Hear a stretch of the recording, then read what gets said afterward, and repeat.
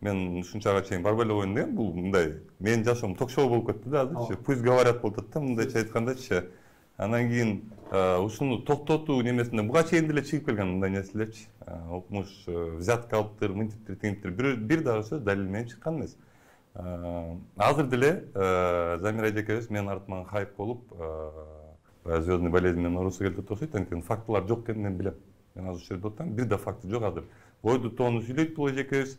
Хорошо, менде бир гана суроо да, ушул менен ушул теманы жабып бүтүрүш керек болуп атат. Мен жеке жашоом боюнча, анткени менин жеке жашоом, мен эмне болуп атат, Замира эжекебиз айтып аткандай айтам, атасына мындай мамиле болуптур, анан кийин мындай аял алыптыр, анан кийин мындай үй бүлөсү бар экен деген, бул нерсенин баары мыйзам менен корголгон нерселер. Моя частная жизнь,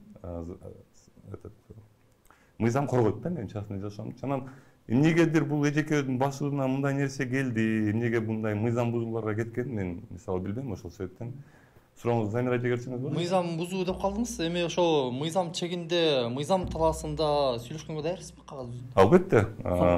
Заявлениялар жазылды, азыр буюрса бүгүн беребиз. Замира айым, сиздин ошол жеке жашоо, чынында эле жеке жашоо жөнүндө жазып турсуз, жеке жашоо жөнүндө айтып турсуз. Бирок сиз деле мындай тобокелчиликке барып жаткандан кийин сөзсүз түрдө фактыларыңыз бар деп ойлойбуз биз.